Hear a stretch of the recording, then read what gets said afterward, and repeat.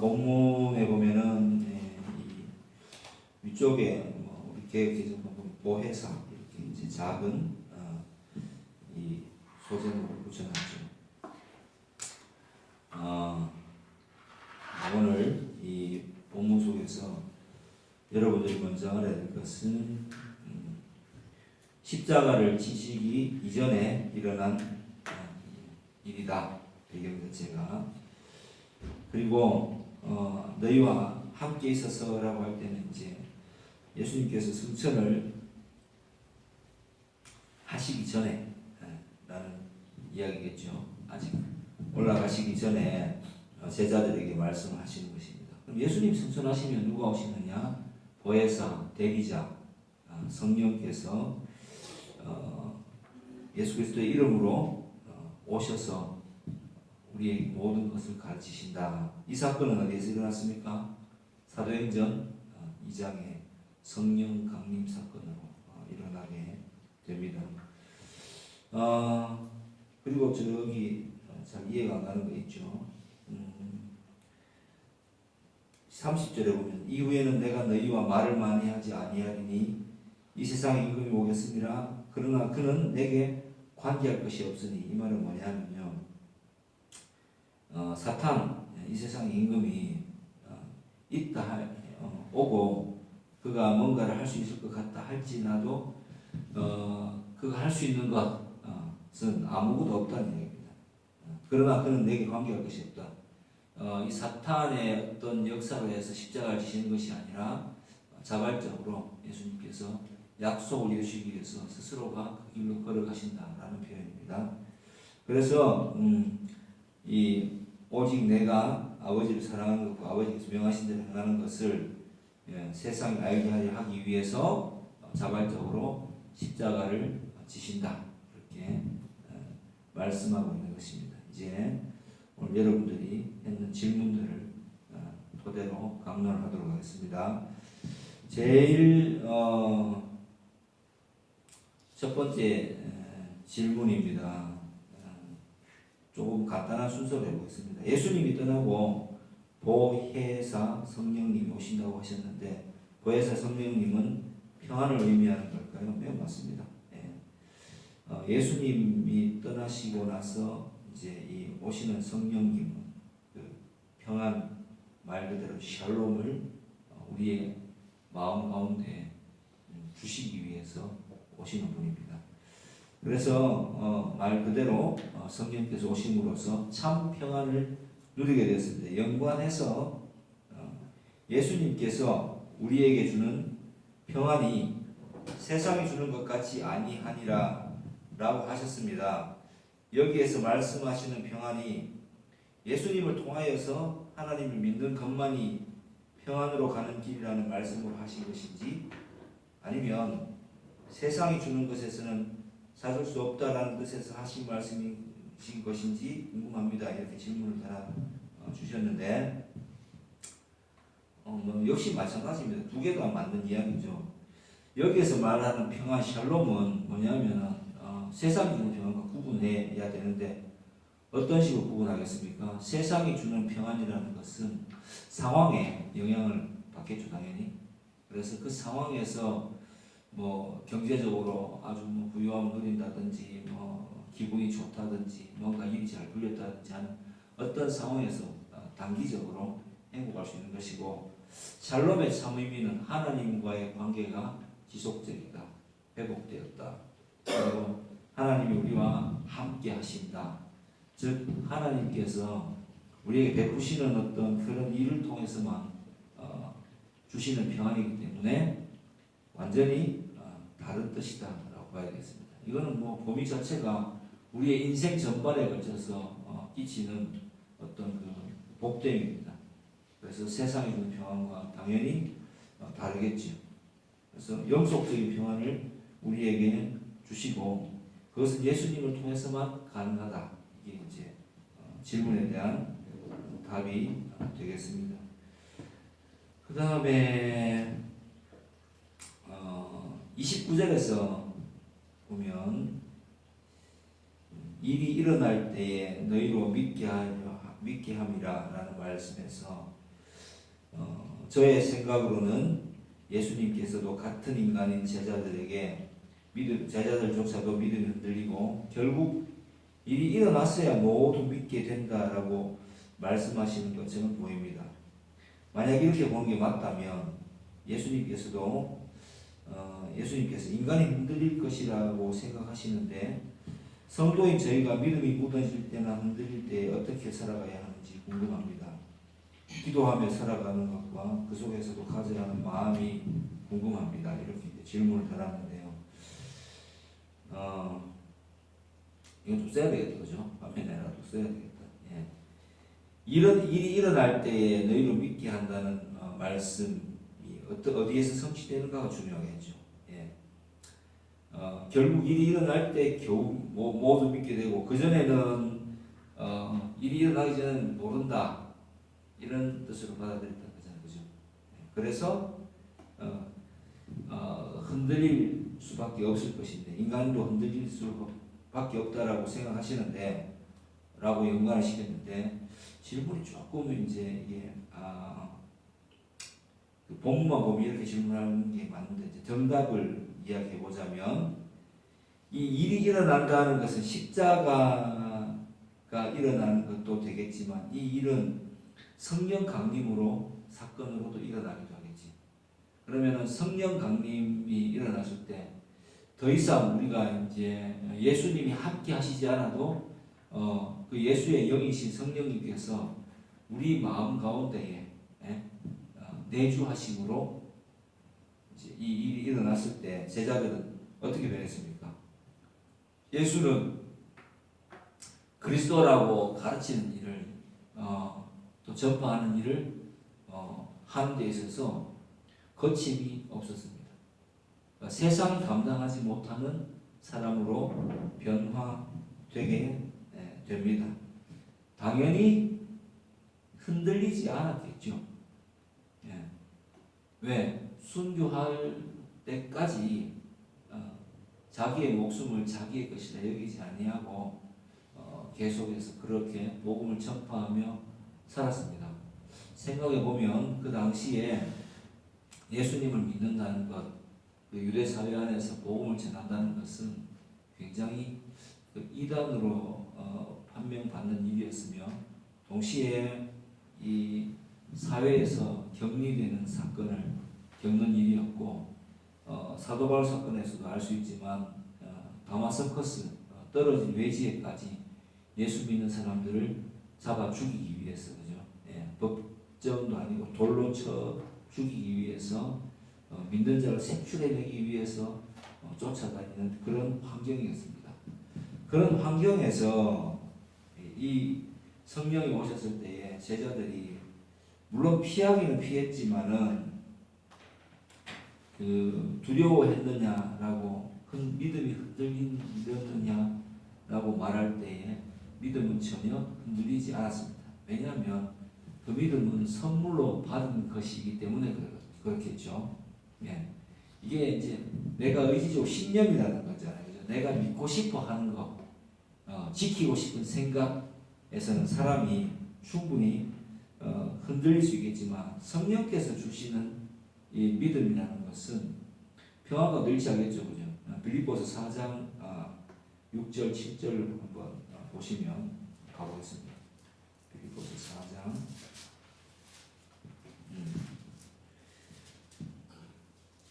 6절부터 읽어보겠습니다. 아무것도 염려하지 말고 다만 모든 일에 기도와 간구로 너희 구할 것을 마음으로 감사함으로 하나님께 아뢰라. 그리하면 모든 지각에 뛰어난 하나님의 평강이 그리스도 예수 안에서 너희 마음과 생각을 지키리라. 이렇게 이제 기록되어 있습니다. 그러니까 위기가 닥쳤겠죠. 그죠? 빌립보 교회에 편지를 보낼 때도 이제 이게 옥중서신이잖아요. 사도 바울이 에필골몬 그죠? 에베소서, 빌립보서, 빌레몬서, 골로새서 이 네 가지 서신은 4차 전도 여행 때 사도 바울이 그 옥중에서 교회에 보낸 편지입니다. 그런데 이렇게 고면하고 있어요. 항상 그 사제를 보면 항상 기뻐하래. 한 번 더 말하지만 정말 너무 기뻐해야 된다. 그리고 너희의 관용을 모든 사람에게 알게 하라. 주께서 가까우시니까. 이렇게 말하면서 아무것도 염려할 필요가 없다. 하지만 다만 모든 일에 기도해라. 그리고 간구해라. 기도와 간구는 뭐가 다릅니까? 기도는 하나님이 주시는 생각을 묵상하는 것이고, 간구는 기도 중에 우리가 그 생각 안에서 필요한 것을, 우리의 연약함을 아뢰는 것입니다. 그렇게 했을 때 모두 구할 것을 감사함으로 이미 하나님께서 주실 것이라고 믿고 아뢰라. 그러면 하나님께서 알아서 우리 마음 가운데 구별을 지어주신다는 거죠. 분별의 영을 부어주셔서, 성령의 열매죠, 그죠? 분별의 영을 부어주셔서 무엇을 우리가 구해야 될지, 무엇을 안 구해야 되는지를 정확하게 알게 해주실 것이다. 지혜와 어떤 분별력을 우리에게 부여해 주실 것이다. 항상 걱정하지 않아도 된다. 이렇게 이제 하나님이 평강을 주실 것이다. 이렇게 답변하고 있습니다. 그래서 질문에 일어날 일이 일어날 때라는 것은 십자가 사건보다는 아까 제가 소제목을 언급했지만은 성령께서 오셨을 때 어떤 일이 일어날 것인가를 제자들이 이 상태에서 알 수 있어요, 없습니까? 알 수 있습니까, 없습니까? 알 수가 없죠. 왜? 받아본 적이 없으니까. 이거는 내가 생성하는 것이 아니라, 내가 믿고 싶어하거나 나의 이해력을 구하는 것이 아니라 하나님께서 직접 주시는 선물이기 때문에 그렇습니다. 그래서 그 상태에서 결국 일이 일어났을 때는 주님께서 말씀하시는 보혜사 성령이 바로 진짜 내 마음속에 오셨구나. 어떻게 맺다고 했습니까? 불의 혀같이 갈라지는 것이 있어. 그 모인 곳이 진동하고, 그죠? 그래서 각 사람들이 그 자기의 그 출신 그 지에서의 언어로 그냥 제자들은 말을 하는데, 예수는 그리스도라고 전하는데 각 그 온 사람들이 다 각자 그 지방의 말들로 복음을 알아듣게 된 사건이 일어났습니다. 오순절 다락방에서 그 성경을 받고 나서 크게 이제 가서 외쳐 막 전하니까 모든 사람들이 자기 나라의 남북 방언으로 그 복음을 전해 듣게 됩니다. 제자들의 마음속에서는 어떤 마음이 일어났을까요? 경외함과 신기함과, 그죠? 그리고 복음의 어떤 그 능력에 대해서 깊게 깨닫게 되어질 것입니다. 그걸 알게 됐다는 얘기입니다. 전혀 믿음이 흔들릴 때나 무너질 때가 당연히 있었겠죠. 그 속에서도 살아가면서. 근데 이런 거 있잖아요. 우리가 내 마음속에서 스스로 가지는 확신 말고 어떤 존재에 대한, 예를 들어서 부모님이, 어릴 때 부모님이 있겠죠. 아빠 엄마가 이 세상에서 제일 큰 가드잖아요, 그죠? 그래서 아빠가 오면 해결될 거야. 엄마가 있으면, 그죠? 유치원 아이들이 해결될 거야. 내가 지금 위험 속에 있지만 우리 아빠 오면 끝장이야. 이렇게 이제 다 해결돼. 우리 아빠가 세상에서 제일 세. 이런 느낌을 충분히 우리에게 가지게 되는, 그건 신념이 아니잖아요. 믿고 싶어 하는 것이 아니라 신앙이잖아요. 그냥 아빠를 바라보면서 갖게 되는 그냥 믿음이잖아요. 그죠? 그런 믿음을 우리에게 주신다는 이야기입니다. 그래서 우리는 그 믿음을 받게 되면은 그런 믿음 안에서 그냥 살면 되죠. 그래서 여러분들이 지금 이렇게 말씀을 묵상하고 질문을 올리면서 대답을 얻는 것은 현대교회에서 저는 가장 필요한 강론, 설교의 방식이라고 생각합니다. 여러분들 마음속, 여러분들 고민하면서 이 본문을 봤잖아요.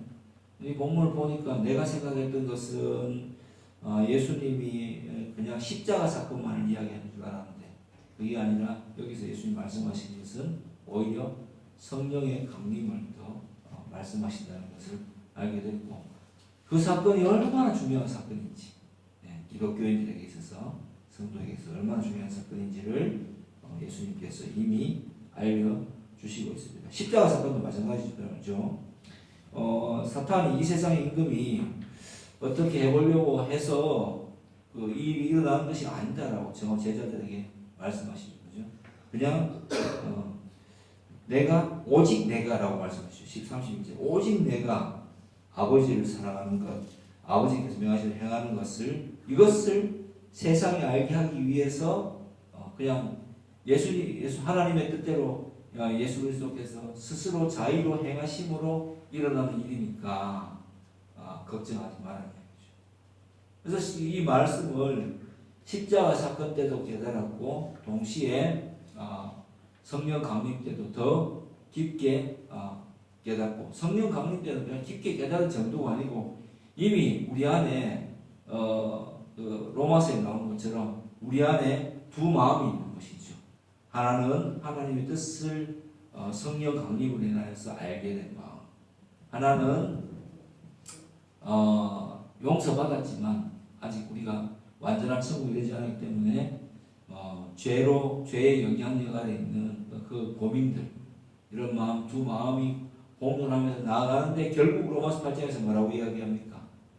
결국 생명의 성령의 법이 우리를 이렇게 지배하실 것이다, 승리하게 하실 것이다 라고 이 바울이 자유의 대언장이라고 그러죠. 그렇게 신앙을 고백하고 있는 장면, 그 말씀을 보면서 여러분들이 이제 어떤 생각을 가져야 하는지 한번 깊게 생각해 보시기 바랍니다. 당연히 하나님께 주시는 생각, 하나님께 주시는 평안을 여러분들이 스스로 저는 좀 체험해 보시기를, 찾아보시기를 권해드립니다. 그게 진짜 믿는 기쁨이 아닐까요? 일상에서 이 예수 그리스도를 믿지 못한다면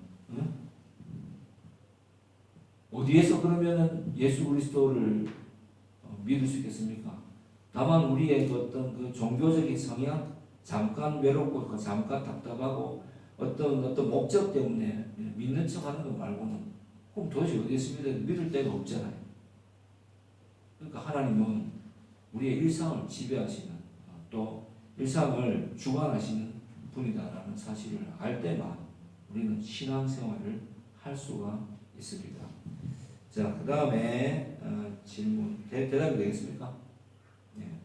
약간, 자, 이 세상의 질문입니다. 이 세상의 통치자가 가까이 온다고 예수님이 더 이상 얘기를 제자들에게 말을 하지 필요가 없다라고 하셨죠, 그죠? 근데 이 이야기는 뭡니까? 이 세상에 임금이 오기 때문에 굳이 말할 필요가 없다는 것은 이제 내가 십자가 질 때가 됐다는 이야기겠죠. 그래서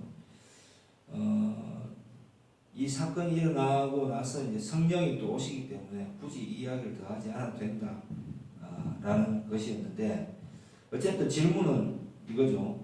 성도의 삶에 있어서 많은 어려움이 있는데 예수님께서 제자들에게 더 자세히 말씀하셨다면 우리의 삶이, 그 제자들의 삶이 더 나아졌을까요? 이렇게 질문해야 됩니까? 제자들의 삶이 더 나아졌을까요? 우리가 아는 만큼 보이죠, 그죠? 아는 만큼 알 수 있고, 아는 만큼 정말 보이거든요. 근데 우리의 삶에 많은 어려움이 있어요. 이 어려움은 우리만 겪는 것일까요? 인간이라면 누구나 다 겪는 희로애락의 마음일까요? 모든 사람이 겪는 마음입니다. 모든 사람이 겪는 마음인데, 이 모든 사람이 겪는 마음에 대해서 좀 질문은 좀 잘못됐죠, 그죠? 이 세상에 있는 통치자 사탄을 어떻게 바라보는가가 되게 중요합니다. 사탄은 어떤 권세를 잡은 자입니까? 공중 권세를 잡은 자입니다. 그죠? 이 세상의 임금이라고 표현했는데, 이 세상의 임금이 진짜 이 세상의 지배자입니까? 예. 그게 아니죠, 그죠? 오늘 또 다른 분이 이렇게 질문하셨는데 하나 더 볼게요. 연관에 대해서 봅니다. 이 세상의 임금을 사탄이라고 주로 해석을 하는데, 그럼 이 세상은 사탄의 뜻대로 사탄의 룰대로 흘러가는 건가요? 예. 그렇다면 소위 말하는 이 세상에서의 성공은 사탄의 뜻대로 하고 사탄의 룰대로 해야 성공할 수 있는 걸까요?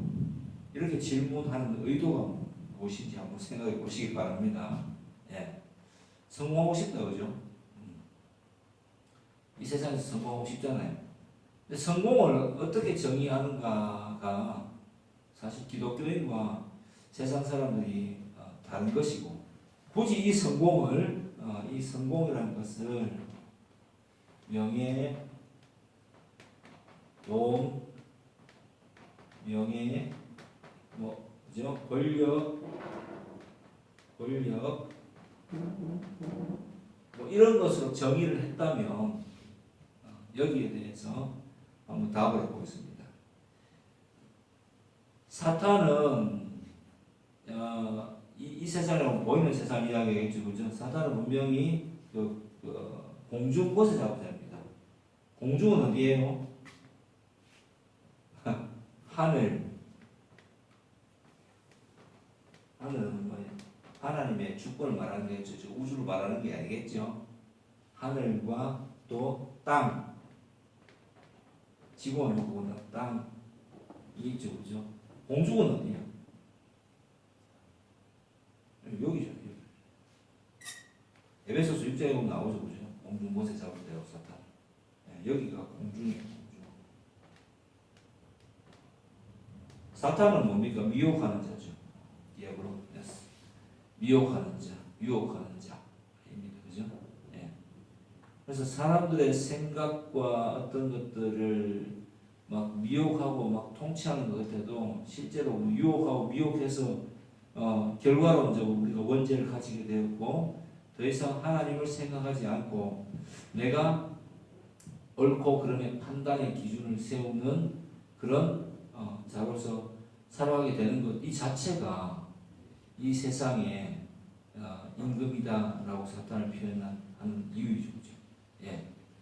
그러면 그런 생각을 가진 사람들이 자기만을 위해서 살아갈 때는 돈, 명예, 권력을 가지려고 할 때 철저하게 자기를 위해서 살죠. 그죠? 그렇게 해서 전쟁을 일으키기도 하고, 그죠? 권력자들은 또 권력을 가지지 못한 사람들은 도둑질을 하고 사기치고 다양한 방식으로, 그죠? 또 강도짓을 하기도 하고 이런 걸 하면서 여러 가지 소위 말해서 자기만을 위한 방식과 방법을 동원해서 이기적으로 살아서 이런 것들을 성취하는 것이 이 세상의 방식이겠죠. 그러면 제가 여러분에게 질문을 던져보겠습니다. 질문자에게 질문 던져보는데요. 그러면 우리가 이 세상에서 소위 말하는 이 사람들이 말하는 성공을 이루지 못한다고 성경 어느 부분에 써 있습니까? 예. 없죠, 그죠? 예. 이 사도 바울이 서신서에서 그 수신자들에게 막 로마서의 마지막에 보면 막 이름을 막 불러대잖아요. 거기에 보면은 왕족부터 시작해서 노예까지 다양한 사람들이 교회 안에 존재합니다.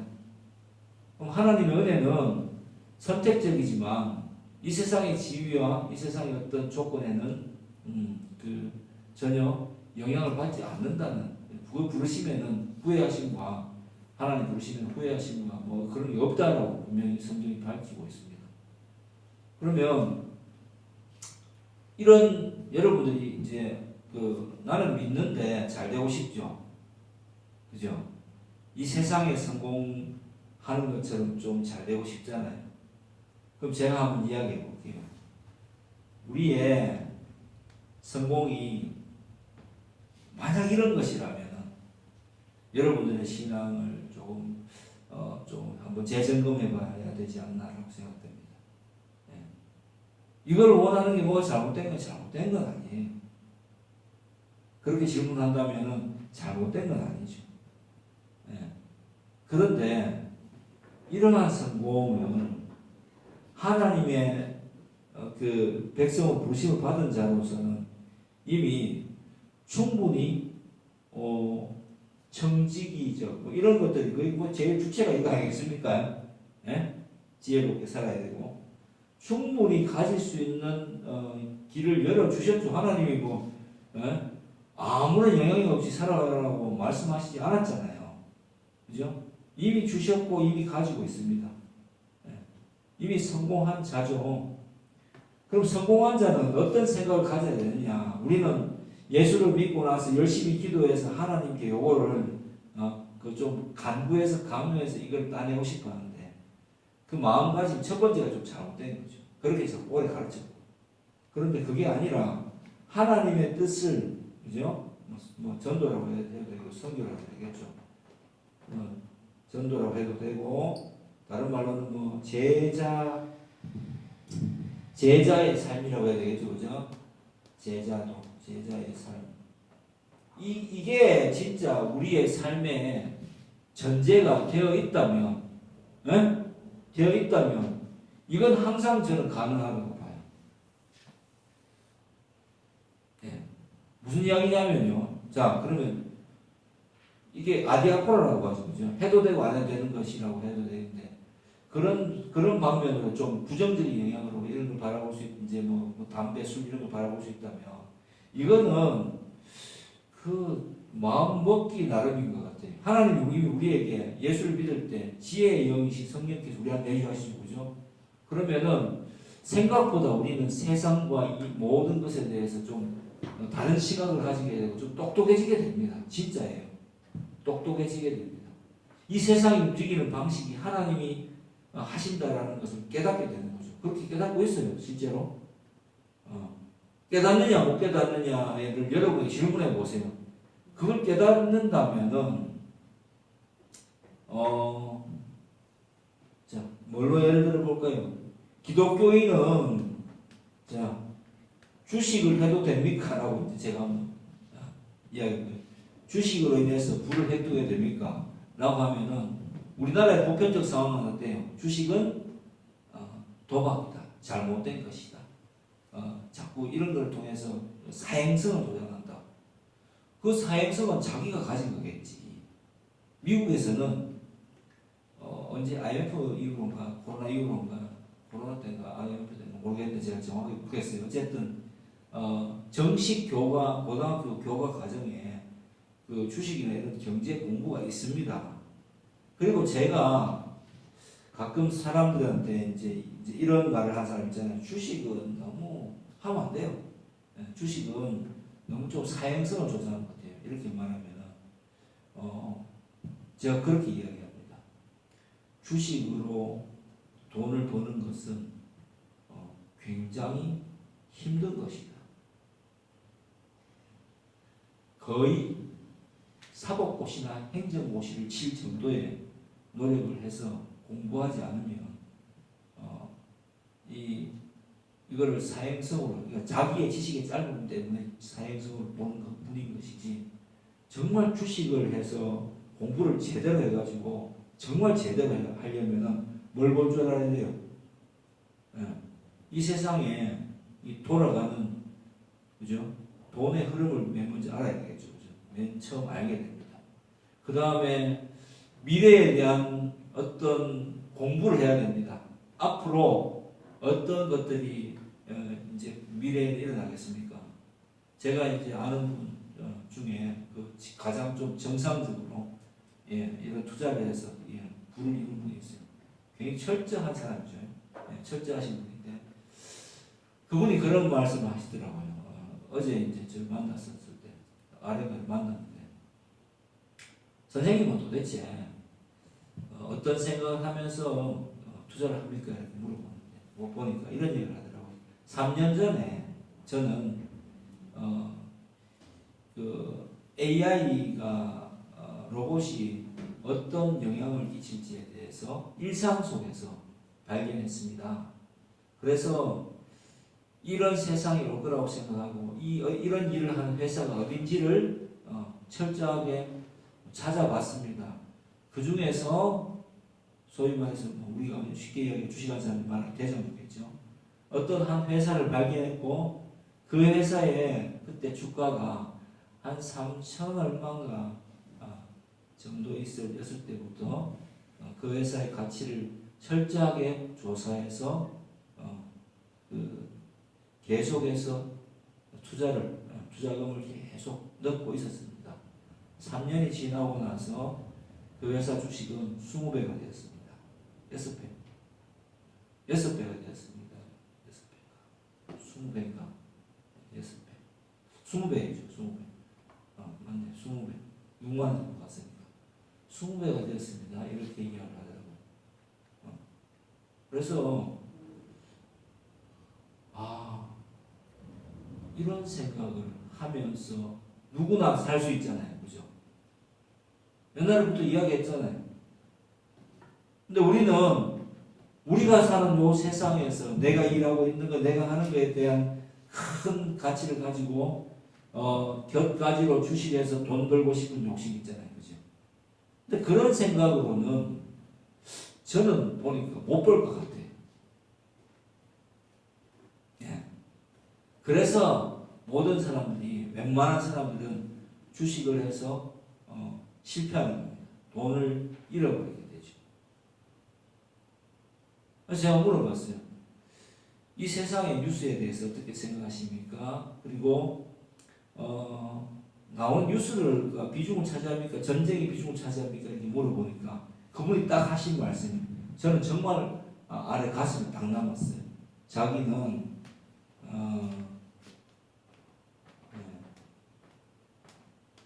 데이터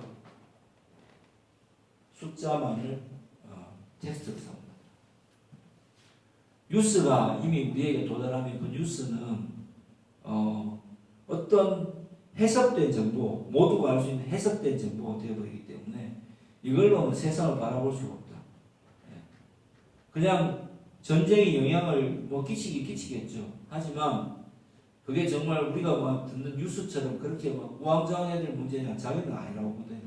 그 선생님 그냥 숫자로서 어떤 회사의 숫자, 이걸 뭐 지표라고 하는 게 있잖아요, 그죠? 통계 말고 지표. 그러니까 뭐 여러 가지 뭐 선물 뭐 여러 가지 그 숫자가 말해주고 그 숫자가 말해주는 것 속에서 어떤 기업체가 그 숫자를 보면 그 기업체가 운영하는 것은 뭐 재무제표라고 되겠죠. 그런 것들을 보면서 그냥 판단하는 거지. 뭐 뉴스 때문에 뭐 왔다 갔다 하면서 그렇게 하진 않는데. 근데 제가 이 시합을 운영하면서 이렇게 보면은 주식 가시는 전업 투자자들이 많이 오잖아요. 정말 이렇게 뭐 뉴스에 대해서 막 해박하게 막 이야기하고 어떤 영향을 끼치고 막 걱정도 하고 막 이야기를 해요. 근데 그분들은 성공을 어느 정도는 하실지 모르겠는데 되게 큰 성공을 거두지는 못하는 것 같아요. 제가 봤을 때. 근데 이분은 좀 독보적이에요. 이분은 계속해서 성공하고 있고 승승장구하고 있습니다. 여러분, 그럼 우리는 이 세상을 살아가는 방식이 이분이 데이터를 의지한 거예요. 우리는 어디에 우리의 인생의 지표를 삼아야 될까요? 그죠? 이분은 이제 이걸 이렇게 데이터를 이제 제일 기반으로 삼는데 우리는 예수 믿고 우리도 숫자로 예수 믿는데 뭐 내가 믿는 자로서 투자를 해서 돈을 벌고 이제 세상에 좋은 일을 하겠다고 결심을 하면 되잖아요. 그리고 내가 이 데이터를 그죠? 알 수 있는 그런 공부를 하면 되잖아요. 하나님 그게 지혜 주셨는데 하면 되잖아요.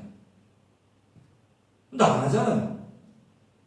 그러면서 예수를 믿는데 왜 우리의 삶에 변화가 없느냐고 말을 하면 저는 안 된다고 생각합니다. 기회는 누구에게나 공평하게 사실 주어져 있어요. 이 세상의 지식에 대해서는. 믿는 자나 안 믿는 자나 공평하게 주어져 있어요. 심지어 안 믿는 자도 철저한 공부해서 이렇게까지 이 데이터를 기반으로 해서 열심히 공부해서 하는데 믿는 우리는 그 그러면 이 사람만큼 공부하면 안 될까요? 우리가 하나님의 뜻대로 이제 이 사람은 자기의 그죠? 똑같은 공부를 하지만 이 사람의 목적이 다를 거예요. 이 사람의 목적은 뭡니까? 본인의 잘 먹고 잘 사는 거죠. 본인의 삶이죠, 그죠? 자신의 삶에 초점이 포커스가 맞춰져 있다면 우리는 이런 데이터를 기반으로 열심히 공부해가지고 부를 누리게 되면 우리는 그거가 뭐 해야 됩니까? 전도하겠다면 왜? 이 목적이 명확하면 하나님께서 우리에게 지혜를 주셨잖아요. 성령을 통해서. 공부하면 되잖아요. 이런 쪽에 해봐가신 분이. 음악을 하는 분들은 이걸로 하나님께 영광을 돌리려고, 그죠? 그것을 기획하고 그것을 생각하고 기도하면 되잖아요. 안 그렇습니까? 그런데 우리는 열심히 안 하거든, 사실.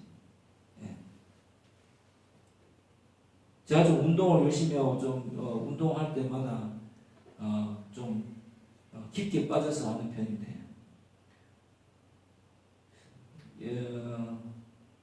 세상 사람들을 이렇게 이제 세상 사람들 믿는지 안 믿는지 이게 아니라 운동을 대하는 방식이 사람마다 다 다르잖아요.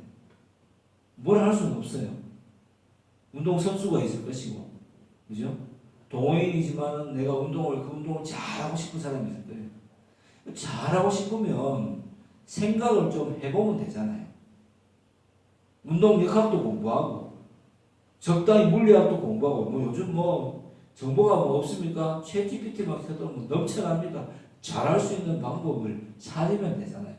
연구하면 되잖아요. 근데 그게 예수 믿는 사람에게 더 특별하게 하나님께서 우리의 그 영을 내주신다 그러죠. 생각과 마음을 일깨워 주시기 때문에 세상을 바라보는 방식이 달라집니다. 예수를 믿게 되면 뭐가 달라집니까? 내 보는 환경 안에서 나를 생각하는 그 어리석은 마음에서 탈피할 수 있습니다. 세상을 보고 하나님의 시각을 바라볼 수 있게 되고, 그죠? 타인을 하나님의 그 은혜의 시각 안에서 타인을 바라볼 수 있게 됩니다. 긍휼한 시선으로. 그리고 메타인지라고 그러죠. 자기에 대한 생각을 자기관을 이룰 수 있게 됩니다. 그 속에서 할 수 있는 것과 할 수 없는 것을 구분할 수 있게 됩니다. 그리고 보편적으로 할 수 있는 것은 누구나 다 열심히 하면 된다는 걸 알 수 있습니다. 충분히 돼요. 근데 안 하면서 저는 예수 믿는 사람은 정말 각성해야 되는 게 공부도 안 하고 노력도 안 하면서 나 예수 믿게 되었으니까 잘 되게 해달라고 해요. 여러분 정말 여러분이 하는 일이 있잖아요. 전공하시는 일들이 진짜 높게 올라가고 세상 사람들이 알려지길 원하십니까? 그게 명예라면은 세상 사람들 명예 때문에 그렇게 하겠죠. 돈하고 명예 때문에. 그죠? 음악인이라면. 근데 예를 들어서 우리 이제 믿는 자로서 음악하는 사람들은 진짜 내가 하나님의 살아계심을 내 음악을 통해서 보여주고 싶다. 그러면 어떻게 해야 되겠습니까? 사업도 성공해야 되겠죠. 그럼 사업적으로도 생각을 해야 되겠죠. 연구해야 되죠. 음악만 해서 되는 게 아니잖아요. 근데 뭐가 다릅니까? 세상 사람들하고. 하나님께서 이거를 목적으로 살아갈 때 여러분의 존재를 세상에 드러내게 해준다고 약속하셨잖아요. 네? 너희는 세상의 빛이라 감출 수 없다고 말씀하셨잖아요. 이게 무슨 뜻입니까? 우리가 세상의 빛인데 우리가 고집스럽게 살아가면 됩니까? 저는 이 세상에서 성공하신 분들을 보면 느끼는 게 있습니다. 남들과 다른 생각을 첫째 하고요. 그 생각이 굉장히 알고 보면 맞는 생각이고 결국 기반하지도 않아요. 진짜 원론적으로 들어가서 거기서부터 생각을 발전시켜서 자기 개발을 하고 발전시켜서 어떤 결론에 이르는 그런 인고의 세월을 거친 분들이에요. 예. 보통 그런 사람들이 성공이라고 하더라고요.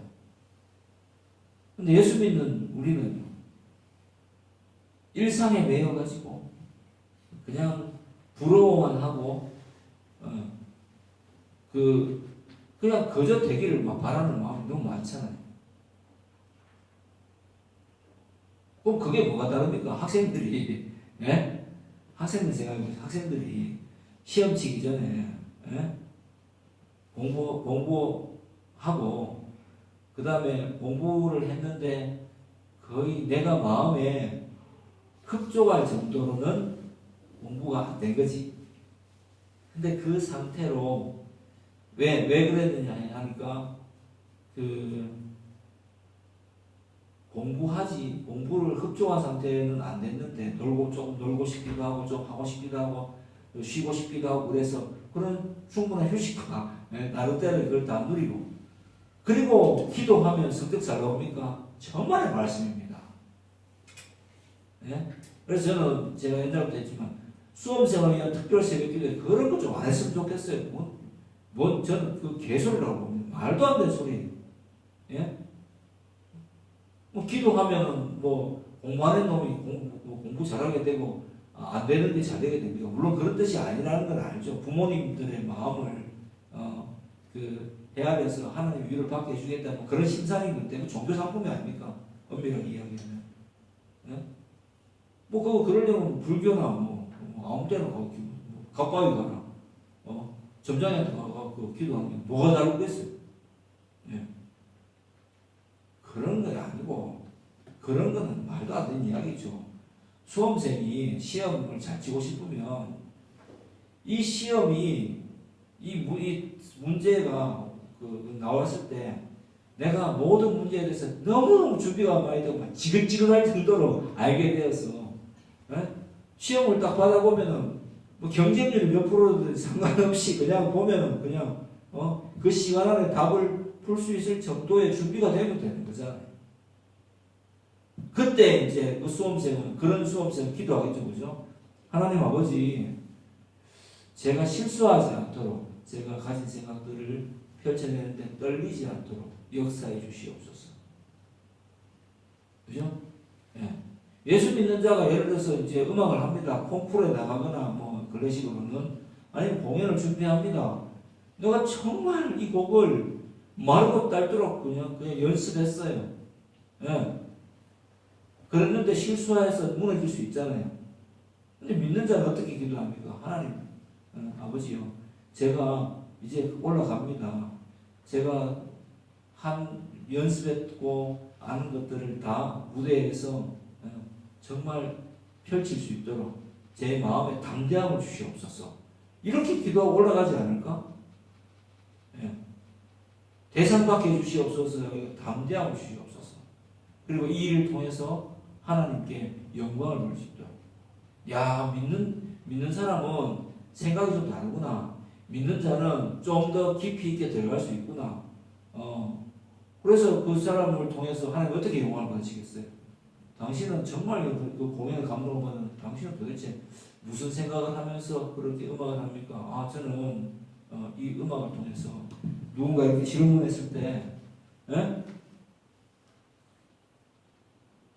제가 음악을 생각하고 해석하고 하는 이 모든 일들에 있어서 늘 어떤 이런 순간에 왔을 때 하나님의 살아계심을 보여주기 위해서 나는 이 세상에 부름받은 자라고 생각했기 때문에 그런 마음으로 열심히 이 영광의 순간에 예수 그리스도를 믿는 자로서 제가 하는 그런 음악인입니다라는 이 말을 하고 싶어서 열심히 했습니다.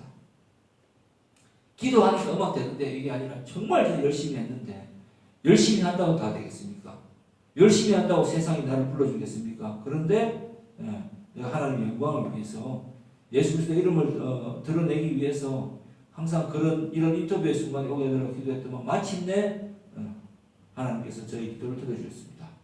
저는 앞으로도 그런 자세로 살아갈 겁니다. 이게 진짜 그리스도인 아니겠어요? 자, 이 질문에 대한 대답이 되겠습니까? 이 세상의 방식으로 사는 사람으로 해서 성공합니까? 이 질문이 그렇잖아요. 예? 예. 정말 좋은 질문인데 제가 엄지척을 달아놨잖아요. 예. 진짜 이게 우리의 핵심일 거다. 돈 벌고 싶어요. 명예 가지고 싶어요. 힘 있는 자가 되고 싶어요. 근데 왜 그렇게 되고 싶느냐가 중요하다는 거지. 예. 이 세상의 방식이라는 거는 그냥 자기의 삶만 생각하고 나 자신, 내가 주체가 되는 삶이 내 최종 목적이 나인 것이고, 예수쟁이들은 그러면 뭐 이 세상의 방식으로, 사탄의 방식으로 성공하는 거 아닙니다. 똑같이 노력해야 됩니다. 더 노력해야 되죠. 그런데 예수 믿으면 달라지는 게 저기 있다고 했잖아요. 버프가, 예수 그리스도의 버프가 있습니다. 뭐가 있습니까? 예수를 믿는 순간 이 세상을 바라보는 그 어떤 세계관이 달라집니다. 그러면 어디에서 무엇을 찾아서 어떻게 공부해야지 될지에 대한 많은 생각들을 하게 됩니다. 근데 여기서 여러분들이 보통 보면, 믿는 자들이 보면 그 정도 생각하면 뭐라고 하냐면 골치 아프다 하면서 접어버립니다. 그죠? 기도하면 되지 뭐라고 생각한단 말입니다. 물론 기도해야죠. 근데 어떻게 기도해야 됩니까? 하나님 아버지, 여기서 제가 뭘 하고 있는데 이 하나님 영광을 위해서 일하고 있는데 이게 좀 더 잘되게 할 수 있는 방법은 없을까요? 라고 기도하는 것이죠. 제가 성공해서 예를 들어서 하나님, 저는 많은 사람을 도우고 싶습니다. 하나님 이 세상을 주관하시고 보여주고 싶습니다. 저 돈 좀 많이 벌게 해주세요. 하나님, 여기서 더 어떻게 해야 될까요? 지혜를 주세요. 이렇게 기도해야죠. 그리고 주시면 반드시 그거를 지혜롭게 또 쓸 수 있는 방법을 찾아야 돼요. 그냥 뭐 대충 보면서 그냥 아무 때나 그냥 흐지부지 하는 게 아니라 철저하게 하나님의 영광을 드러낼 수 있는 또 이런 무엇인가를 또 찾아야 되겠죠. 그런 사람을 뭐라고 합니까? 청지기 된 부자라고 하죠. 그런 사람이 믿는 자로서 부자로 살더라고요. 아멘? 되고 싶으면 그렇게 되시면 됩니다. 자, 그 질문에 대한 대답이 될 줄 생각합니다. 여러분, 걱정하지 마세요. 오늘 설교 제목 뭐야? 시작. 걱정하지 마. 이거는 그리스도 되신 우리 주님께서 우리에게 하는 말씀입니다. 걱정하지 마요. 너희들에게 말하면 걱정하지 마요. 평안을 주는데 어떤 평안을 준다고 세상이 주는 평안이 아니라 내가 너에게 끼치는 평안은 다르다. 이 평안은 어떤 평안이다? 샬롬이라는 말은 하나님과의 관계가 회복되고 하나님 지속적으로 나의 삶을 이끌고 계신다. 그래서 두려워하지도 말고 염려하지도 말고, 오직 모든 일에 뭐라고요? 감사함으로 하고 기도와 간구를 하되 항상 기뻐하고